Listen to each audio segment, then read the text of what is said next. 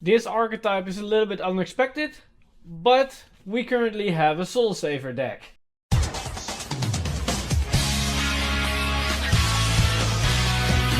Stand up! Vanguard!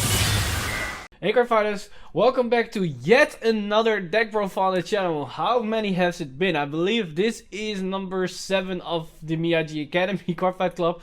And we still have some to go over, and today that is none other than Soul Saver. And this was a little bit of an interesting list, or more to say archetype, that was revealed in this set. As yes, we could build a Soul Saver centric deck that's all about soul charging, but there wasn't really some cards that actually just outright stated I'm a Soul Saver card. Until we've got this set with Paladin, for example, that really screamed I'm a Soul Saver support card. Apparently, so obviously when I saw those cards, I was like, alright, I need to build a deck profile solely for Soul Saver with those specific cards so people can have a gist of how you can basically build a deck and pilot a deck. But this is going to be a very short deck profile, as there isn't really a lot new information to go over, just about some new interesting cards and basically how you can use those. As seen as I already talked about Royal Paladin in these 3 videos, and one is literally the primary deck profile where this one is an upgrade from, and that's my first Soul Saver deck profile, so you can check that one out on top. And you can see the other ones at the end of the video. I'm going to link to those for the Exculpate version, where I'm going to talk about how you can incorporate Exculpate in the Royal Paladin deck. And then I'm going to also showcase the Royal Paladin Alfred deck that I already talked about a couple of days ago. So if you're more interested in those Royal Paladin view, then you can check out that video as well. But I highly recommend you to check at least the Soul Saver video out, as seen as that video is basically the primary source of information what I'm gonna talk about today, and I'm gonna elaborate on some of the things that I talked about that with in consideration of the new cards. But as always, you guys know that the timetable is right around here if you're interested in a certain section, and otherwise let's just jump right into it. For this Royal Paladin deck list, we run a total of 1 grade 4, 8 grade 3s, 12 grade 2s, 12 grade 1s, and 17 grade 0s. Our single grade 4 is, of course, Exculpate the Blaster. It's not like we have another choice for grade 4s.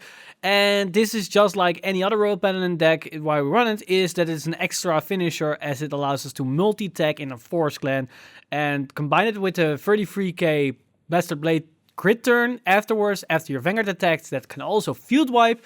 It has enough reasons why you should run it in most of your decks, but you can also tech to not run it. For the grade 3s, we run 4 copies of Soul Saver Dragon. Well, that's quite obvious, as seen as this is a Soul Saver deck list.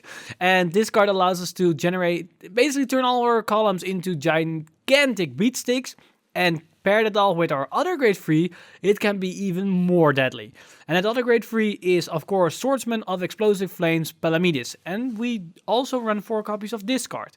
And this card allows us to have more soul charging, but also be gigantic when we soul blast a lot of cards with Soul Saver, for example. And this is just a great card that supports Soul Saver. And basically this card makes this deck list or this archetype viable in its own right. For grade 2s, we run, of course, 4 copies of Blaster Blade, otherwise we cannot run Exculpate, but also Blaster Blade helps us to give the early game aggression with the potential crit, 2 crit grade 2 turn, that we have talked about in any other Royal Paladin list. For the other grade 2s, we run 4 copies of High Dog Breeder Akane, and this is quite logical, as soon as it's a Soul Saver deck, and Akane and Pongal are great cards that support Soul Saver, as soon as they can fill the field, but also help with soul charging.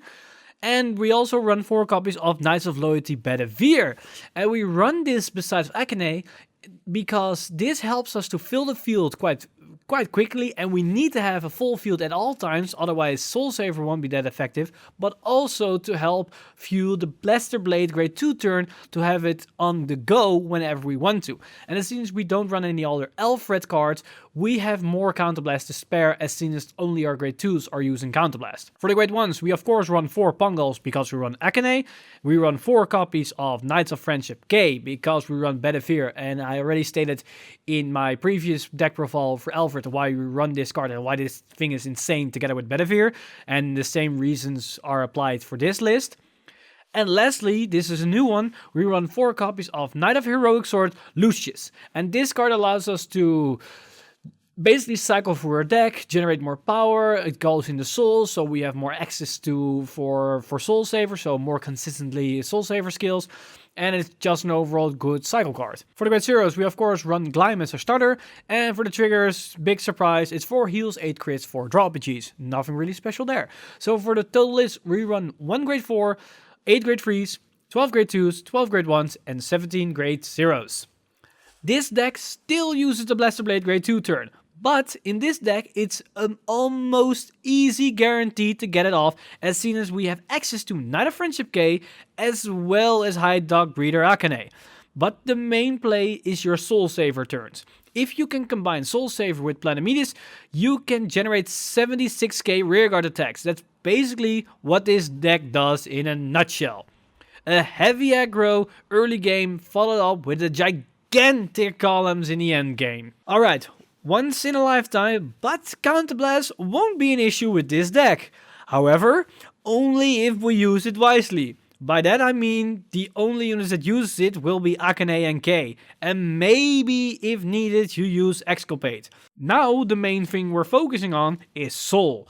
The main objective of this deck is to use Soul Saver as much as we can and basically use it every single turn after we ridden Soul Saver. We have a total of 12 cards that can generate Soul for us, and of course the Right Chain and Soul Saver himself. Knowing this, we can safely assume that we can use Soul Saver Dragon's skill at least 2 times, and if we're lucky, maybe even 3 or 4 times in a single game. Unlike the Alfred build that can generate consistent pressure over multiple turns with multiple different cards, this deck is all about a gigantic swing turn in the form of Soul Saver. But because it's just 3 powerful attacks, it's extremely vulnerable against Protect and Perfect guards. To combat this, you want to have an aggressive grade 2 turn as much as possible. Use your grade 2s to overwhelm them when they don't have a healthy hand size to push them to 4 or 5 damage. Because if you go into your grade 3 turn when they are sitting on 2 damage, then it's very unlikely you will be winning that match if it's against Protect. But even in those scenarios, you can still break through, because with all the new support cards, you can go into Soul Saver Dragon for about 2 to 4 turns in a row, meaning that at some point, you will overwhelm them. If you are certain that your opponent doesn't have a Perfect Guard in hand, and they are sitting on 4 or 5 damage, you can then potentially stack Soul Saver Dragon's skill to get every column a plus 60k, and your Paladin another 50k. To end the game with a final turn, as you will be attacking with a potential of 81k Vanguard attack and 2 131k rearguards attack if you use Soul Saver Dragon skill twice with 2 Palamidis in your front row. As soon as it's a relative new deck, it's hard to say for certain what potential options are. But for now, you might want to look into Gigatech Charger as another big beatstick and Funagal as another Soul Charger.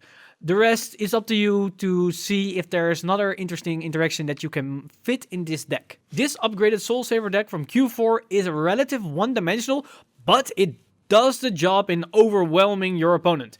This deck can beat most Excel decks and Force matchups, but will lose out on Protect as soon as this deck just built 3 gigantic columns. However, even in those scenarios, it can win in the long run if they can't rebuild all their lost Perfect guards, as soon as they need to waste 3 every turn. And with that, we conclude this Soul Saver deck profile list, and as stated before, it's a relative short video, as soon as we already covered a lot of information in previous Royal Paladin deck profiles. So if you're missing some information, then I link on top the other deck profiles right around now, and just check them out for more information, where I go over some other interesting combination between cards and all the things that you need to know while piloting this deck. And we only have 2 more deck profiles to go over, and those are the last 2 Oracle Think Tank decks. And that are of course mages and witches. So if you're interested in those 2 deck profiles, or basically any other kind of Vanguard related content that I spew out on this channel, then why not hit the subscribe button and the bell button down below to be updated for our upcoming videos. But as always guys, I'm Mr. Time Leap, and I'll see you guys in the next one.